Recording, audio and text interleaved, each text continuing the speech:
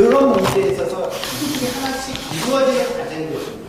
자, 제가 이번 개헌 과정을 통해서 기대하는 것은 그래서 시민들이 대화를 한번 할 수 있는 기회, 시민들의 의견이 반영되는 이런, 그리고 우리 사회에 이런 갈갈이 찢어진, 여야 싸우면 왜 싸워야 되는지도 의문들도 싸우잖아요.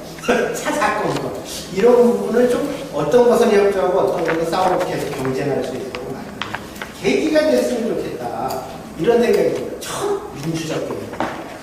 지난번 개헌도 여야 합의는 됐지만 정치인들 때문에 시민들이 보다 더 숙고해서 했으면 좋겠다.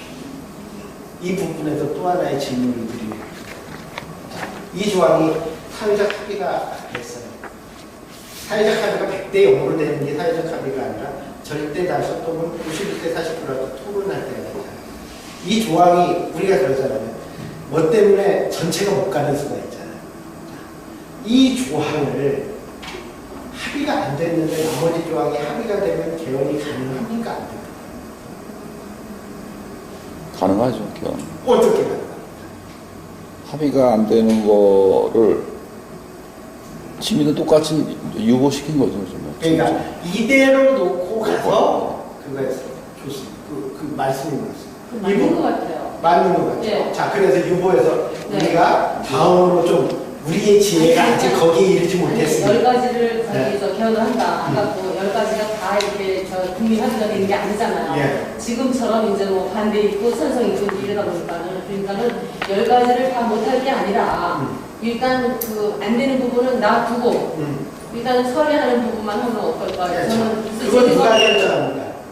자, 여기서 문제 두 번째 문제가 여기서 한 서너 개가 나와요. 이 전반적으로 지금은 조항 이야기도 하지만 제가 개헌 절차, 헌법을 바꾸는 것이 어떻게 이렇게 됐냐라는 문제 제기를 해요. 그걸 누가 결정하죠? 이것은 유보하고 이것은 이번에 하자. 국회가 합니다. 국민이 한다. 헌법에 잘하셨습니다. 국회가 한다. 헌법전을 잘 읽으셨습니다. 헌법 정신에 충실하고 헌법전을 읽는다. 헌법에서는 그것을 결정할 수 있는 유일한 권리자가 국회에 있습니다. 여기 아까 거기 써 있었잖아요. 그렇죠. 예. 그렇죠. 헌법 개정 절차가 있죠. 그러나 정신은 국민이 해야 되는 거 맞잖아요. 자, 이것이 어떻게 적용이 되느냐? 국회가 그런 일을 제대로 결정할 수 있도록 국민의 의사가 전달돼야 되죠. 그런데 이 부분에 대해서 국회가 성적 지향성을 가지고 고민을 하고 있고 국민의 의사를 묻습니다. 신고리 월성 오류코기처럼 국민공론화위원회 구성했습니다. 못 들었죠. 어찌 보면 그것만큼 그거 이상으로 중요한 헌법전을 지금 바꾸는데 이러한 조항에 대해서 지금 국회는 공청회를 하고 다니신다고는 하나 국민도 관심이 없고 방송도 관심이 없고 그렇지 않습니다. 이 부분이 문제인 겁니다. 실제로는 정치인들한테 권한으로 맡겨야 될지 국민들은 통로가 없기 때문에 자기 의견이 있다 하더라도 뭐 국회가 알아서 하는 건데 이렇게 치부하게 돼요. 그런데 만약에 이게 사회적으로 뜨거운 불이 붙었어. 지금 이 토론이 됐어. 그리고 그 토론의 결과에 따라서 여론조사의 결과에 따라서 넣고 안 넣고를 국회가 결정한다는 거예요. 그럼 우리가 지금처럼 한가위에 국회만 바라보겠습니까? 제가 특히 예컨대 그런 데 관심이 많으면 열심히 하겠죠. 촛불이 되는 겁니다. 촛불이 되는 이 부분에 대해서. 세 번째 질문이 또 여기 나옵니다. 아니, 이 재미없으십니까? 아니요. 네. 자, 그런데 자, 나는 성적 지향성 문제에 대해서는 유보하는 것 찬성인데 국방의 의무도 이번 기회에 남녀 개병제로 했으면 좋겠어. 근데 그것도 유보해. 나 참을 수 없어. 이럴 수도 있고. 어떻게 나는 성적 지향성 문제에 대해서는 찬성하는데 넣는 것 찬성하는데 그거는 찬성 안 하는 것이 찬성으로 올라왔어요. 그러니까 어떤 조항은 내 마음에 들고 어떤 조항은 내 마음에 안 들어. 결코 동의할 수 없어. 그냥 양해하는 수준도 안 돼. 그런데 헌법 개정안을 나보고 투표를 하래. 아, 죄송합니다. 너무 한 분한테. 지각하십니다.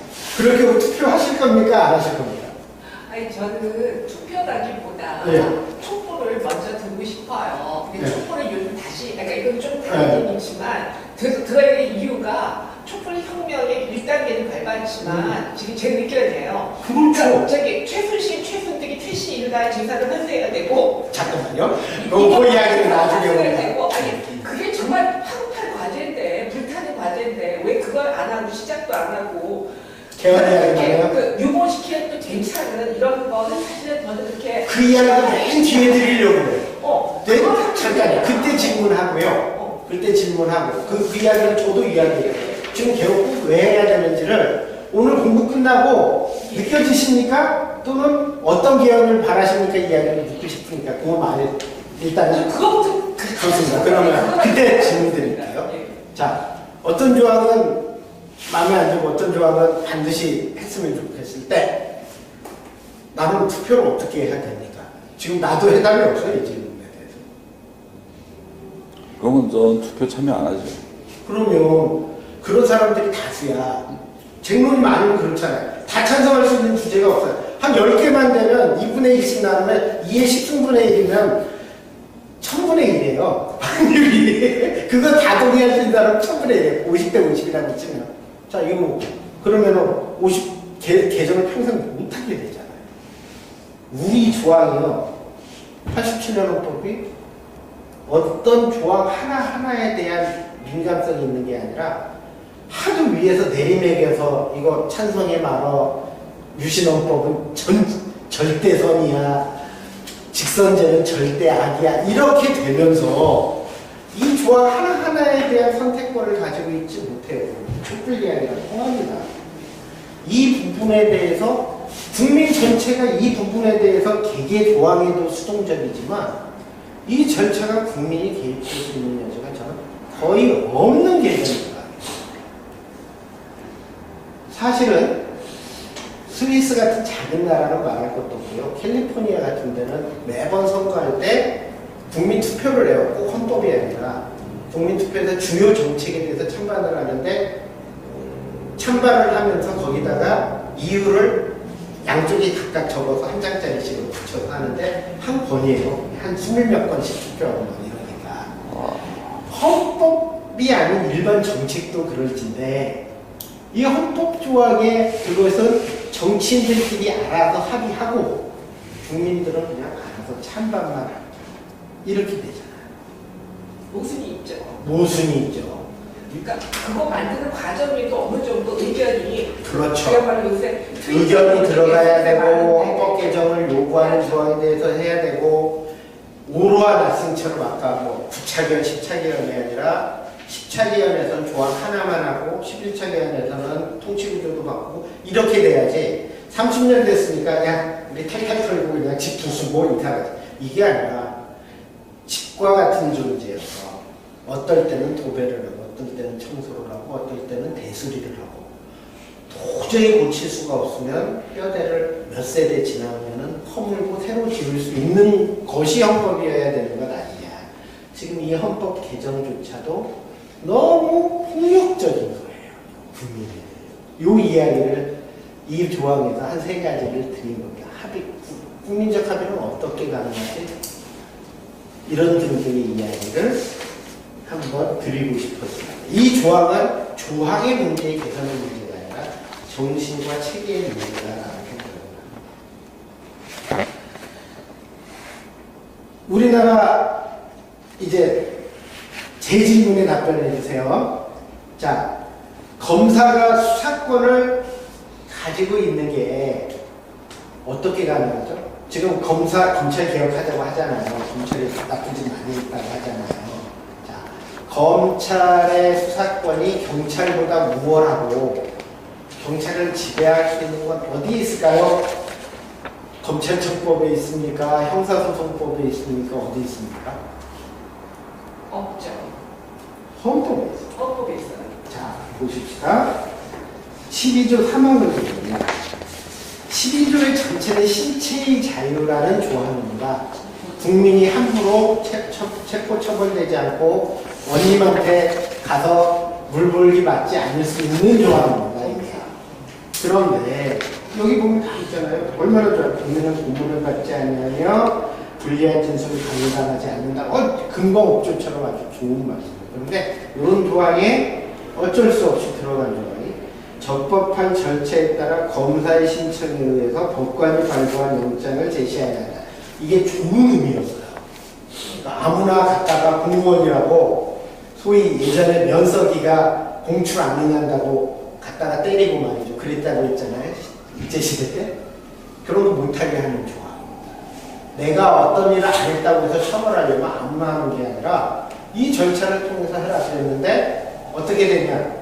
그러니까 법관이 굉장히 너 좋은 일 하라고 특권도 주고 어렵게 시험 뽑아서 갔다 놔. 검사도 공부 잘하는 사람 갔다 놔. 그랬더니 남용이 시작되는 거예요. 자, 검사밖에 못하는 일이 생기니까 검사가 민주적 통제를 안 받기 시작하는 거예요. 그래서 막 공격을 해도 아니 나는 유명한 사람, 내가 좋은 사람, 내가 마음에 드는 사람, 근데 지금 정치 권력하고 야합을 합니다. 이 부분은 어떻게 해소할까? 이런 부분에 국민들이 또 드는 거예요. 이 이야기를 통해서 제가 드리고 싶은 이야기는 다 좋아 보이고는 조항이고 또 그것은 나름대로 좋은 의미로 기재된 것이다 하더라도 악용의 여지가 어디에도 있을 수 있다는 거예요. 그렇죠? 일반 면서기보다는 검사가 더 좋을 것 같아서 검사한테 그런 권리를 권한을 줬더니 검사가 면서기보다 못하면 어떡하냐? 이거는 안 생각한 거예요. 아니, 이럴 때 검사한테 기피 신청을, 검사 기피 신청을 딱 내면 되지 않아요? 기피하면 다른 검사가 나죠. 네, 그렇죠. 다른 검사. 검사 못한 사람이 나쁘면 예? 예? 검사 못한 사람이 나쁘면 예. 하여튼, 그래도 바꿀 수 있는 권리는 있죠. 아니 그렇죠. 그런데 검사 동일체 원칙이라고 해서요. 예. 예. 검사는 상명 합격관계 있단 말이에요. 예. 그러면 야 고소인은 이 검사 싫고 피고소인은 저 검사 싫으면 그거예요. 예.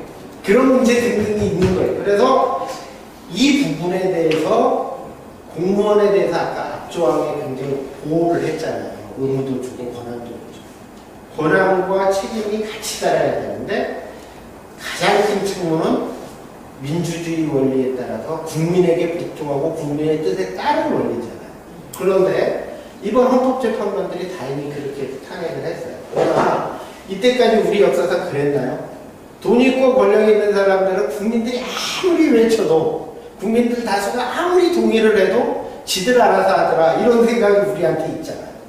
왜 있을까요? 이 좋은 헌법 가지고. 그것이 가능하도록 헌법전을 좀 더 바꿔야 돼요.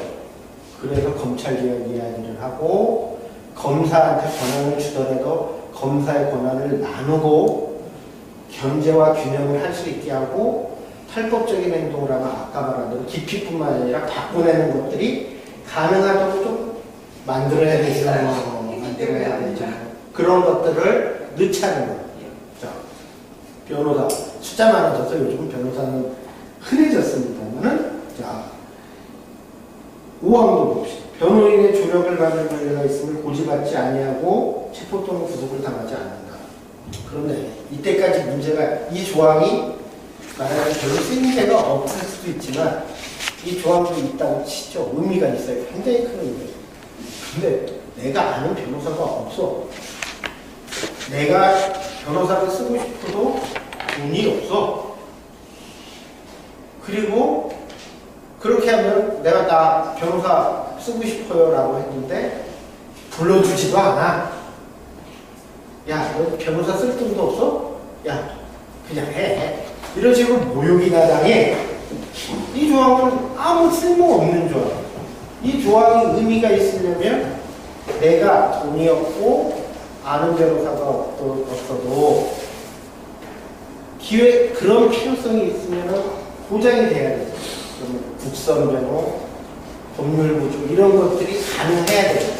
제도로 많이 했지만 그런 것들이 실제적으로 동시에 들어와야지 의미가 있지 않나 라는 의미에서 그런 조항도 넣자 이런 이야기들이 있는 겁니다. 그래서 어떤 경우는 제한하고 견제와 균형을 해야 되고요. 어떤 경우는 북돋아야 되죠.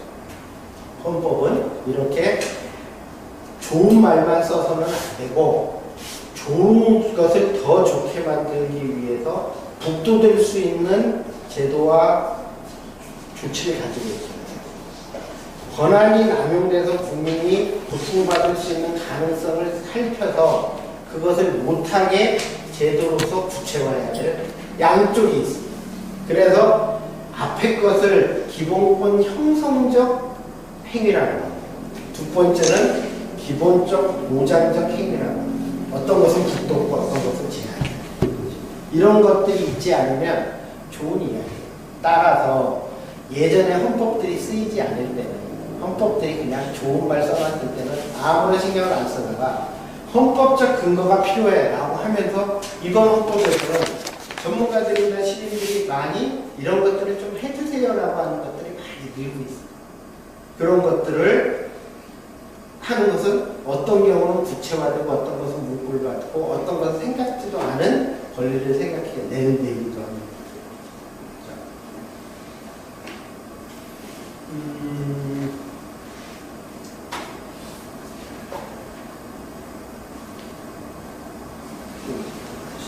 13조 2항 보실까요?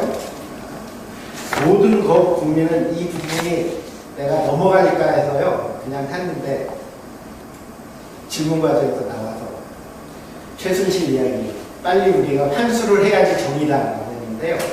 최순실의 권리가 어디서 나오냐면 영조원에서 나와요. 이항 한번 봅시다. 소급입법에 의하여 재산권을 박탈하자. 자, 어떡할까요? 최순실의 그것은 최순실이 최근에 잘못한 거 박탈할 수 있죠. 네. 최순실의 재산은 대부분 박정희 시절에 최태민 목사로부터 왔다면서요. 그 아버지. 그게 수천억이 되고 그 낙곰수 하는 분들의 추적에 따른 해외에도 어마어마하게 있다면서요. 어떡하죠? 이 조항은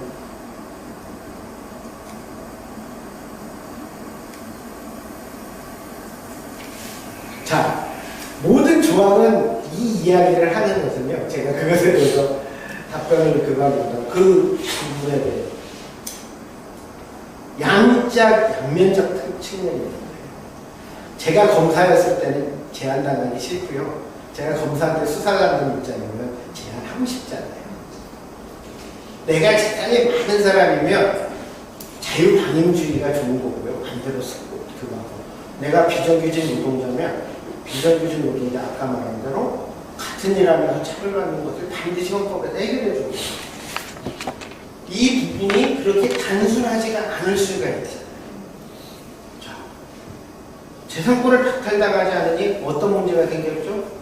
독립운동자의 자녀들은 여전히 가난하고 그거 하지 못하고 재산권 그대로 유지한 친일 기억한 사람들은 남아서 지금도 떵떵거리고 살고 오히려 또 삭취한다.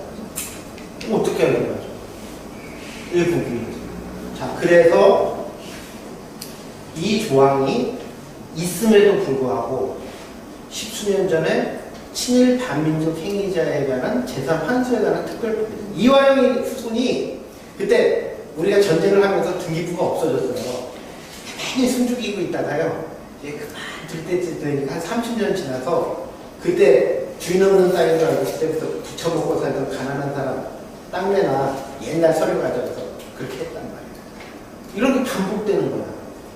그런데 법원에서 조항을 보니까 이 조항도 있고 권리 문서도 있고 땅 문서가 있어.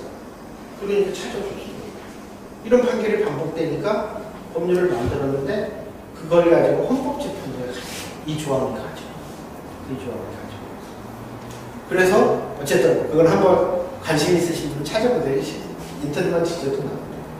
그럼 이 헌법 이 조항에도 불구하고 공공복리 기타 등등 사회적 이익을 위해서 그 법은 허용될 수 있다 이렇게 그렇지 않게 된 것도 많아요. 그래서 이 헌법은 양면적 측면이 있어서 어떤 일을 할 때 국민 스스로가 제한을 합니다. 지금은 최순실 나쁜 거 다 알아요. 최순실 재산 빨리 회수해야 돼. 그런데 회수하더라도 적법 절차를 거치고 헌법 정신에 맞게 가야 돼요.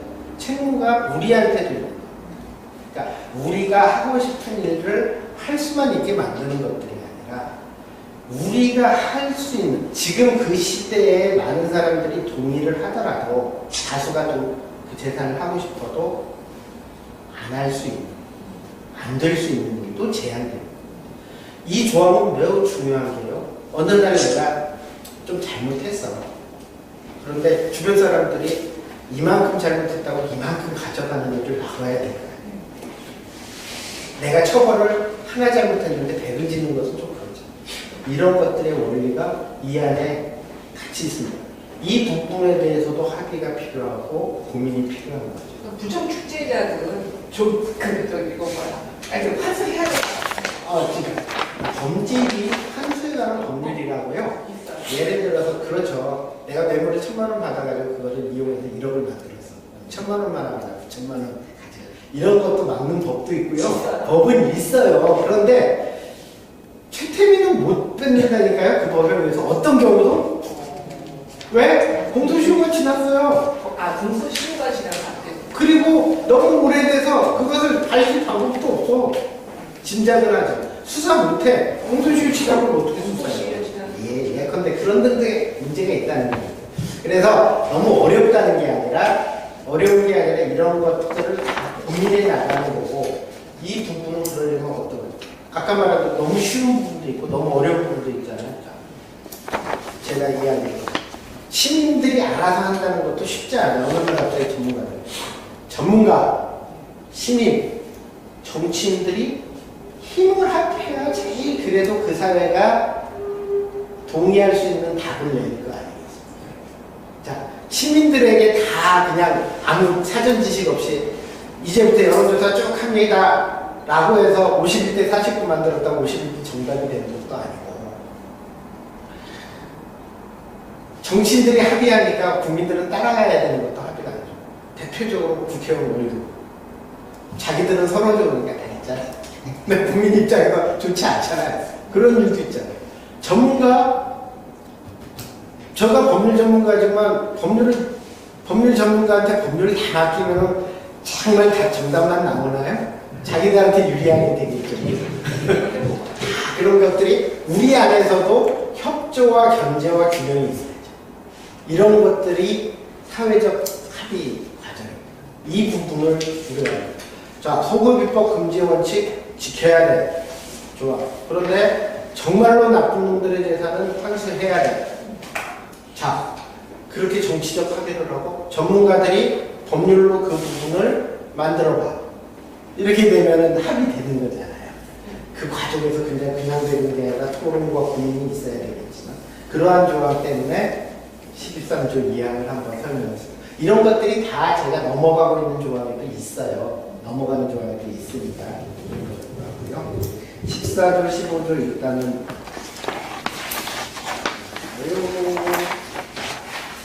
17조 한번 사생활의 비밀과 자유를 침해하지 않는다. 이래서 우리나라 헌법만큼 오래됐어요. 또 꽤 오래됐어요. 그만큼은 오래 안 됐죠. 일제시대 헌법 쓰다가 우리가 바꿨는데 신서계피죄가 있어요. 신서계피죄. 이름 모르고 신서계피죄라는 걸 해석하실 수 있는 분. 신서라는 거 믿을 신자에 그거에서 이 편지의 옛날 이름이고요. 계피라는 건 이제 짐작되시죠? 공추 연임죄가 있어. 그러니까 그 당시에 사생활의 통신의 자유의 핵심은 편지가 들키지 않는 거야. 그 당시 시대 정신. 그러니까 그게 지금 와서 그런 일이 어디 있어요? 요즘은 편지 오는 고지서밖에 없더만요. 그죠? 한총명. 그러니까 그거 뜯어봐도 대부분 문제 없는 거예요.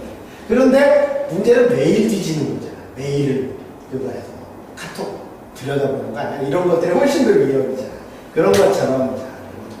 그럼에도 불구하고 사생활의 비밀과 자유는 여전하잖아요. 근데 지금의 진짜 위협은 어떤 걸까요? 저는 사생활의 자유, 사생활의 비밀은 오래전부터 있는데 지금은 오히려 사생활의 형성이 안 된다는 게 문제예요. 사생활의 범위가 어디죠?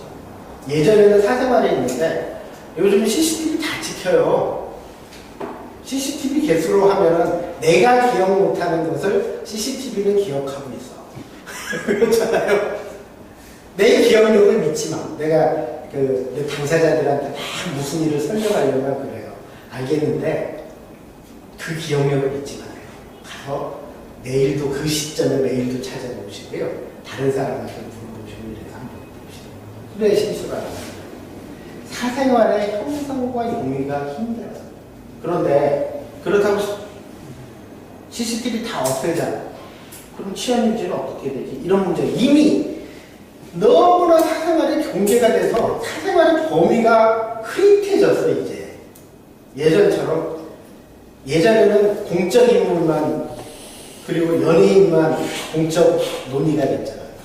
요즘 무슨 일만 하면 다 뒤져. 사전에 8초까지 다 나와. 이거 어떡하지?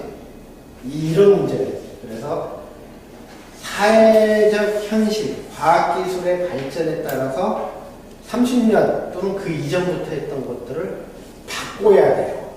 그러니까 사생활의 비밀과 자유를 침해받지 않는다 가지고 부족해.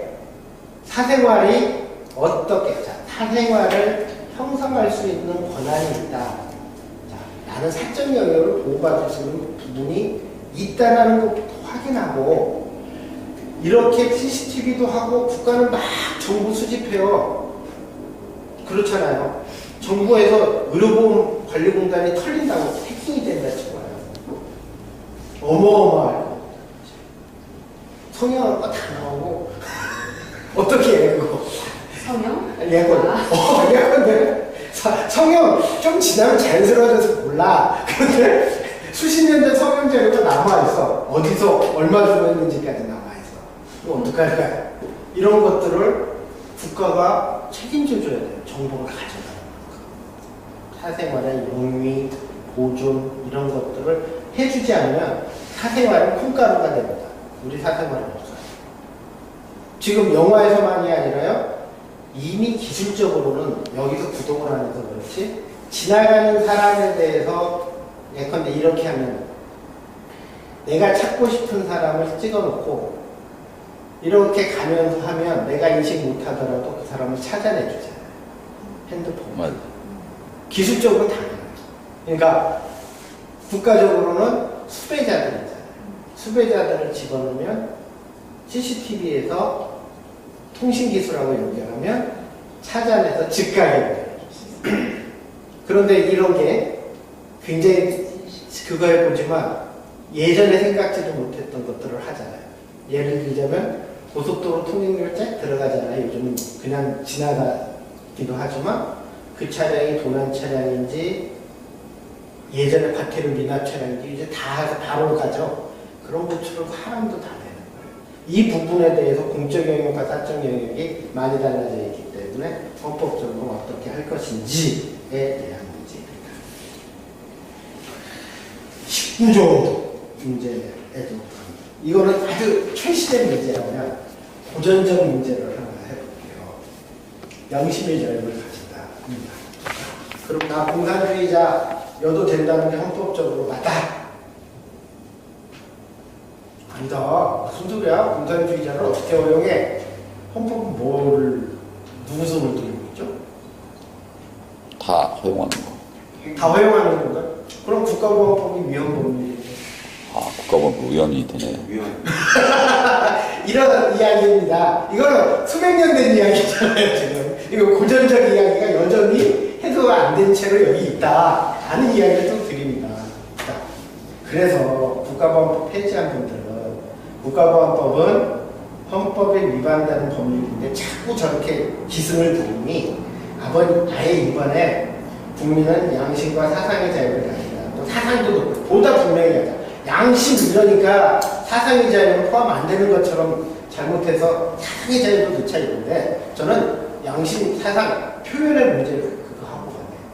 자, 어디까지 이거는 고전적인 이해입니다. 어디까지 우리가 사상을 인용해야 되는지 이해를 해봅니다. 내가 마음에 들지 않는 사람은 죽여도 돼 라는 극단적 사상을 가진 사람이 있다 칩시다. 이거는 아주 폼나는 문제죠. 이념 이런 문제. 근데 그게 아니라 이렇죠. 자, 이게 단순하게 그런 문제뿐만이 아닙니다. 헤이트 스피치라는 이야기 들어보셨죠? 이제 많이 나와요. 헤이트 스피치가 우리는 좀 덜합니다. 근데 우리도 외국인 노동자 많이 있는 될지 모르겠는데 가장 크게는 우리가 피해자라고 그러는 게 제1교포에 대한 헤이트 스피치가 문제가 되잖아요. 아베가 들어서면서부터 제1교포 돌아가라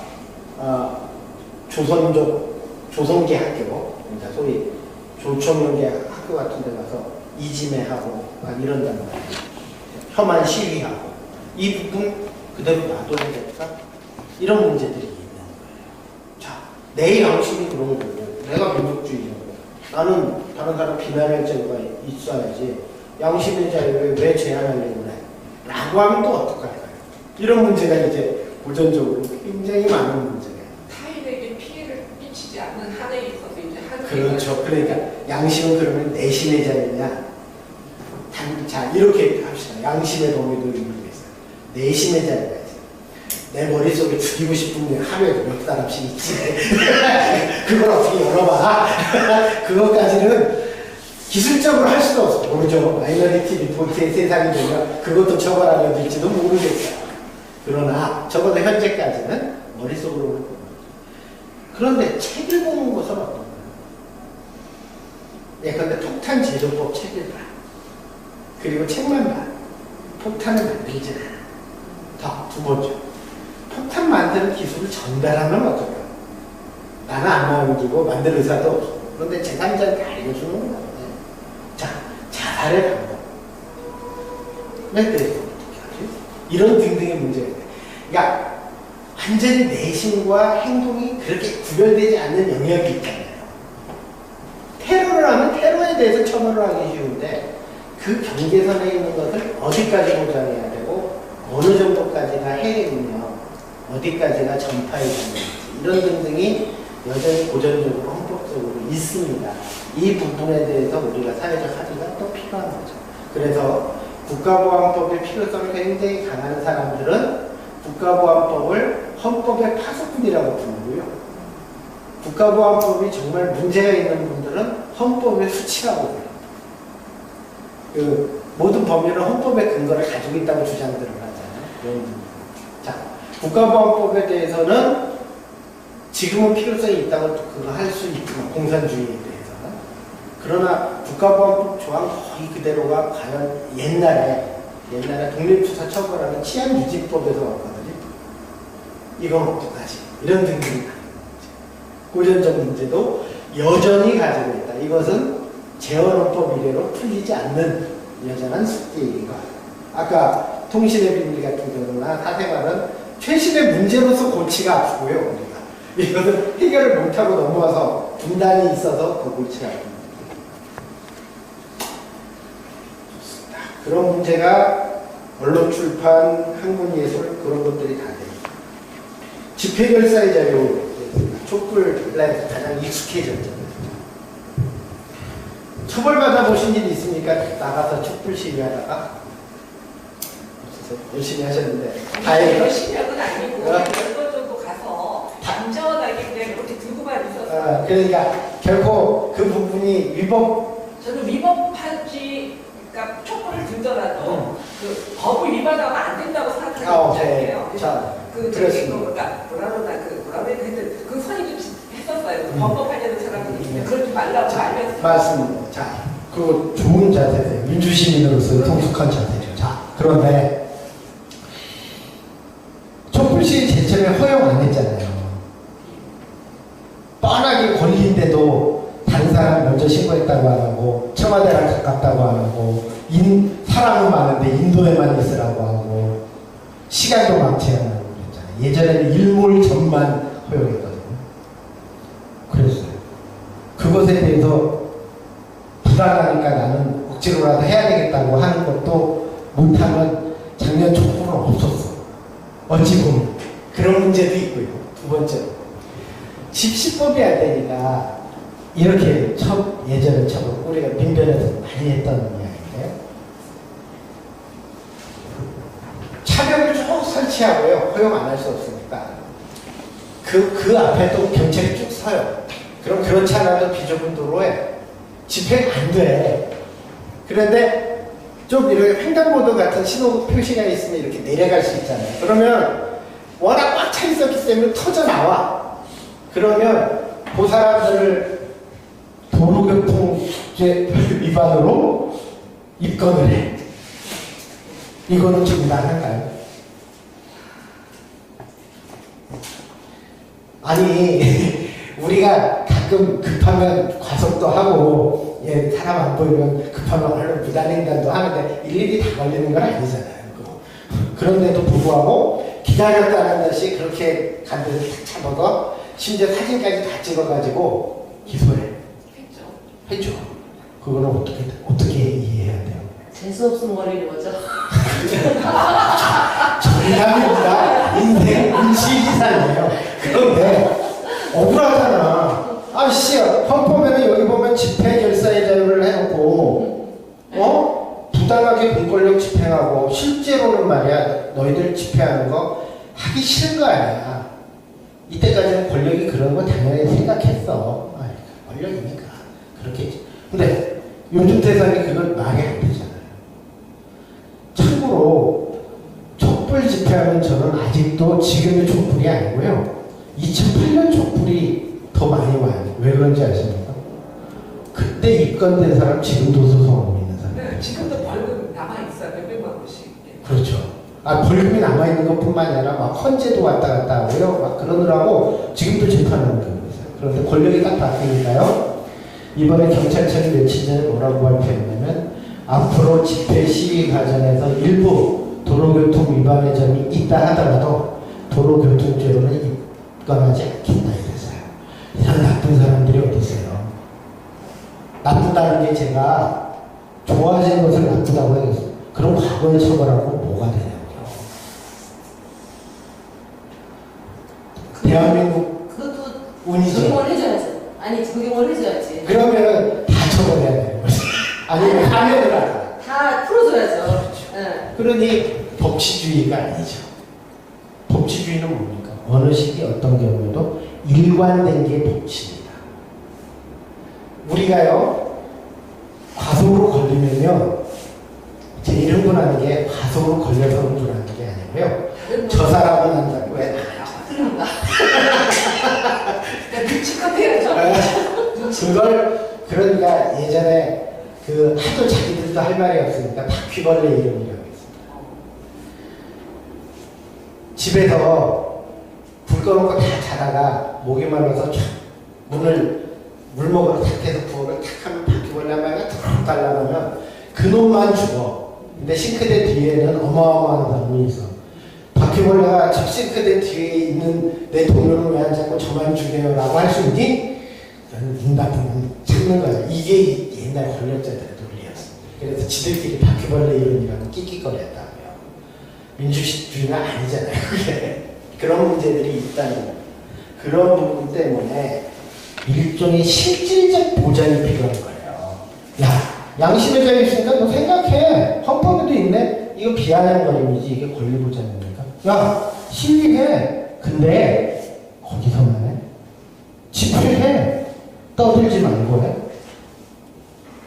사상의 자유 해. 그런데 그 직분을 처벌해. 예술의 자유 보장해. 근데 그런 전시회하면 안 돼? 이건 아니잖아요. 그러니까 헌법조항은요 단순히 여기에 써져 있었다고 보장이 절대 안 되는 거기 때문에 법률에 의해서 그런 것들이 잘 적용돼야 되고 집행기관은 법치의 원칙에 맞춰서 돼야 되는 거죠. 말을 줄이려 합니다. 자, 2시간인데 중간에 쉬는 것이 있고요. 제가 여기서 더 나가면 어디에서 끝일지 모르는데 다 끝일 수 없다는 것이 시작할 때부터 정해진 겁니다.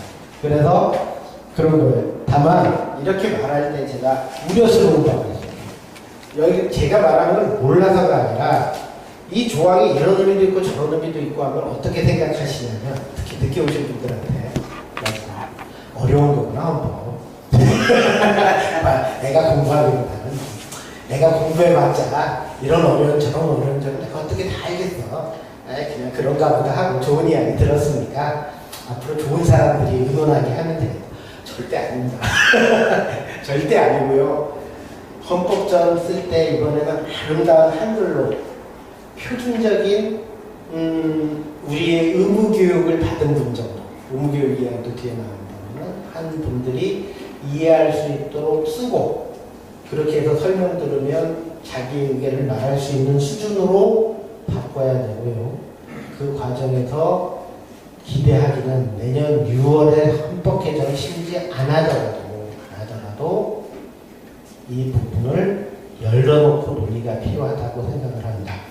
지금 헌법 개정 논의가 많이 되는 곳 중에 아일랜드, 아이슬란드, 스위스 이런 나라들이 있어요. 각각 다르니까 우리나라보다 작기는 한데요. 모범적으로 아일랜드 같은 나라는 홈페이지부터 그런 것들이 거의 모든 사람들이 다 자기 영역에 대한 이야기를 하는 쪽으로 열어놓고 국가가 막 독려하고 있어요. 여기 들어와서 의견 주십시오. 이 홈페이지를 이렇게 하면 좀 의견이 어떻습니까? 시민사회는 시민사회. 그러니까 좋은 일을 그것을 하기 위해서 정치는 열고 전문가들은 자기의 지식을 내고 시민들은 자기의 시간들을 내고 정성을 내서 이야기를 해나가고 있거든요. 그래서 이런 이야기가 아무리 제가 오늘 지난번과 달리 묻고 대답하고 불편하셨을 텐데 하는 이유도 그렇고요. 저도 공부할 수 있도록 시민들이 더 하셔야 됩니다. 오늘 그런 의미에서 여기 오신 분들 너무 감사하고요. 대신 이상희 씨가 30명이 신청 안 하고 이게 다라고 해서 너무 감격했을 텐데 20몇 분에 안 오신 분들에 대한 약간의 원망이 있는 제가 합니다. 예, 혹시 한 1, 20분 동안 의견, 아까 포함한 것처럼 의견을 조금 일부 답변을 드렸습니다만은 의견들이나 그런 것들을 또는 질문이거나 있으면 제가 따로 질의응답 안 받고요. 선생님 진행하시는 데에 대해서 한 20분 정도까지 마치는 자유롭게 좀 많이 해야 될 것 같아요. 공부 좀 많이 해야 될 것 같아요. 오늘 좀 재밌긴 했어요. 재밌긴 한데 너무 몰랐어. 너무 모르는 게 아니라 그러니까 일종의 물을 흐르는 거잖아요. 이게 그런데 보십시오. 아까 말한 대로 이거를 내가 가능하면 요약해서 나눠드릴까 나 포기했다니까. 이 이야기를 한다는 게 그게 아니라 어떤 문제들이 있다는 정도만 역시 맛배기만 하는 것으로 저는 그거 하고 주체적으로 하는데 참 많은 책들이 나왔어요. 지난번 촛불 때 헌법 책들이 알기 쉽게 하는 책들도 나왔고요. 그래서 듣는 것과 또 다르니까 최근에 나온 헌법 책들을 한번 시민을 위한 헌법 해석이나 쟁점을 다룬 것들이 있으니 한번 복습은 제 이야기를 복습하는 게 아니라 그걸로 복습을 한번 해주시면 앞으로 또 다음 주에 다음 주에 또 강의할 때도 문제의식을 더 심화시켜서 조금 더 하실 수 있을 거라고 기대합니다.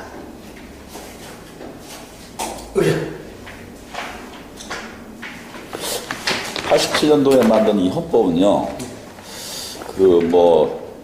굉장히 잘 만들었다, 의견부터, 한계가 있다, 등등. 또, 어찌 보면 30년 지나면서 보면 대통령 단위에 이렇게 넘어온 것이 나름대로 대한민국의 한계가 있어서 그러한 과정을 겪었다고는 이야기는 하지만, 이 헌법에 우리가 제일 지금 30년 동안 괴롭힘을 당한 게 검찰 권력이지 않습니까? 전 세계에서 그러한 그 시스템은 각 나라마다 다 다른데 유독 우리만 그러한 시스템보다 30년을 지배받아왔는데요. 그 참여연대에서 나온 여러 가지 개혁, 사법개혁책을 한번 쫙 읽어봤더니 돈 버는 구조도 우리나라가 좀 특이하더라고요. 그러니까는 몰랐는데 난 성공보수가 전 세계에서 형사사건에 성공보수 받는 나라는 우리나라밖에 없더라고요. 이제 폐지됐죠? 폐지됐습니까? 네, 폐지됐습니다. 그렇습니까? 한 2년 전에 폐지됐습니다. 그랬어요? 그러니까 그런 것들이 참여연대가 많은 문제 제기가 더디지만 반영되는 거예요. 그런 것들이 변호사들이 그걸 했을 때 그러니까 그거 받는 거 원래 이런 겁니다. 그러니까 경제적 가치를 중심으로 한 소송, 민사소송이잖아요. 민사나 행정이나 이런 소송들은 소송을 가액에 기초해서 성공보수를 받을 수 있는 것이 합당한데 그 원리가 전혀 다른 형사소송, 소위 말해서 너 빼줄게 돈 더 내면 이거는 야바우거든요. 그잖아요. 그러니까 정관이유가 더 심하고 그러잖아요. 왜 그러냐면 그런 조건. 그러니까 야, 빼주기만 하면 목에 가시가 걸려도 전 재산 반 줄 수 있는 게 사실 고통인데 사람 가둬놓고 그걸 가지고 성공보수를 가는 건 안 된다. 특히 변호사라는 게 뭡니까? 제가 변호사잖아요. 제 일을 여러분들이 돈 받고 하면 원법으로 처벌되는지 알아요? 변호사법 위반으로 처벌됩니다. 당연한 거죠. 그래서 아니니까. 자, 그것이 변호사가 뭡니까? 그럼 특허잖아요. 그러니까 변호사 아무게 써놓고 세상에서 태어난 게 아니라 어려운 과정을 거쳤다고는 하나 국가가 특별한 권한을 준 거예요. 그걸로 먹고 살아라. 그러면 그거는 수탈하면 안 되는 거예요. 제 남자를. 수탈하면 안 돼. 능력껏 버는 것은 상관없죠. 그런데 그 자격 하나 가지고 있다고 어떤 사람을 빼내주는 조건으로 성공보수를 받는 건 직업윤리에 맞지 않아요. 그러니까 이것은 영어로 말하면 변호사는 잡이 아니라 프로페션이라고 하잖아요. 프로페션 세 가지 직업이 있다고 해요. 교수님, 프로페셔널, 진짜 이름부터 성직자 변호사예요. 이 부분은 특허를 받은 거예요, 옛날부터. 그래서 국가가 돈 주고, 국가가 제3자로서 특별히 돈 받을 수 있어요. 그건 이야기가 셌습니다만은 그런 부분들을 개선하려고 해요, 이번에. 그러니까 헌법재판소도 그건 법관들이 앉아가지고 일반인보다 못할 것 같아 이런 생각하신 적 많잖아요. 그래서 법관장에 먹는 사람들, 법원은 워낙 전문적인 부분이 필요하니까 그렇다 하더라도 헌법재판은 아까 말한 꼭 전문성이 아니라 상식이 더 중요할 수도 있잖아요. 다양한 게 더 중요할 수도 있잖아요. 그래서 헌법재판관은 법관 중에서도 안 해도 되는 거 아니야? 이런 논의도 있는 거예요. 그렇게 논의가 되고 있습니다. 검찰도 마찬가지죠. 그 87년 헌법이 아까 제일 처음에 제가 그렇게 말씀드렸는데요. 먼저 오신 분들한테 말씀드렸지만 굉장히 오래되기도 했지만 30년밖에 안 된 것은 오래된 것도 아니다. 미국 헌법이 300년 지금 쓰고 있다. 이런 거. 가장 역사가 짧은 별로 바꾸지도 않고 이런 거. 반면에 어떤 경우는 그래 우리가 민주헌법이라고 쟁취한 헌법이기도 해 라고 했다가 어느 순간에는 이명박 박근혜 저렇게 깽판 치는 거 하나도 제어하지 못하는 헌법이야. 또 있고. 그렇지만 박근혜 탄핵한 건 이 헌법에 의해서 했어? 라는 것도 있어요. 이런 부분이 있는데 제가 전 처음에 말씀드릴 때 결론 삼아서 전반적인 취지가 다 나왔지만 요약 정리해서 87년 헌법이 조금 더 나아졌으면 하는 몇 가지 지점을 말씀드리면 아까 말씀드린 대로 첫째, 너무 사람을 중심으로 보기보다는 국가를 중심으로 그대 시대 정신 개인의 권리, 개인의 이야기가 아니라 국가가 마치 허용한 것처럼 이렇게 되는 부분들이 많아요. 그래서 보다 더 국민과 인간의 권리 중심으로 좀 바꿔내야 된다. 두 번째로는 그러다 보니까 좋은 말만 써놨지 그것이 구체적이지가 않은 게 그렇죠. 구체적 관리자로 좀 적었으면 좋겠습니다. 두 번째로는 권위주의의 잔재가 참 많이 남아요. 권위주의적 잔재가 많이 남아요. 정치적으로는 통치 구조도 문제지만 국민을 객체화시키고 피동적으로 만들어놨어요. 예를 들어서 우리가 촛불 때 뭐라고 했어요? 국민 소환, 야 국회도 말이 안 들으면 이제는 해야 되는 거 아니야? 왜 대통령만 강행해야 돼? 이러든지 헌법 같은 경우도 우리도 법률도 헌법도 낼 수 있도록 해줘야 돼? 중요한 거 니들이 알아서 하지 말고 좀 국민 투표 좀 붙여봐. 이런 것들을 좀 명시화하자. 이런 것들. 그러니까 소위 직접 대의제라는 것이 원칙이지만 직접 민주적 논리도 조금 더 갖춰놓자. 이런 것들이 아쉬운 부족한 것들이 보이는 거예요. 그런 것들이 있어요. 그러니까 그리고 대통령제가 좋다 나쁘다 따라서 너무 권한이 많잖아요. 아직도 나라팀처럼 좀 지방으로도 나누고 권력도 나누자. 이런 것도 좀 더 필요합니다. 그리고 선거제도 문제 많잖아요. 선거제도가 연구 제한이 이것만 바꾸면 안 되지만 선거법도 바꾸기 위해서 헌법도 바꾸고 이런 것들 한 10개 정도의 큰 카테고리가 있습니다. 이것은 현재의 헌법이 유신헌법처럼 진짜 문제가 많아서 혁명적으로 바꾸자기보다는 우리가 30년간 써오면서 낡고 비로소 사회가 바뀌어서 문제점이 보이기 시작했고 앞으로 30년을 위해서 미리 바꾸는 것들을 준비하는 과정이다. 이렇게 이해하시면 좋을 것 같습니다. 그래서 저는 헌법 개정 과정도 정치인들만이 급하게 약간 대통령 임기 단축하고 그 소위 말해서 권한 약화시키기 위해서 하는 정략적인 것이 아니라 제대로 사회적 합의를 이뤄나가는 과정이 되도록 우리 시민들이 나서야 된다. 근데 참 어려운 건 거리에서 이야기를 단순하게 하는 것보다 훨씬 어려운 지혜가 필요한 부분입니다. 이래서 공부도 열심히 하고 저도 더 하려고 합니다. 예. 이 정도로 오늘 마치겠습니다. 감사합니다. 예. 그러한 통로가 헌법에 현재 없지 않습니까? 별로 없죠. 예. 그래서 그러면은 내년 지방선거 때 급하게 하지 말고 일단 국회에서 법률로서 그 국민이 참여해서 여러 가지 할 수 있는 거로다 먼저 국민한테 국회가 먼저 열어놓고 예.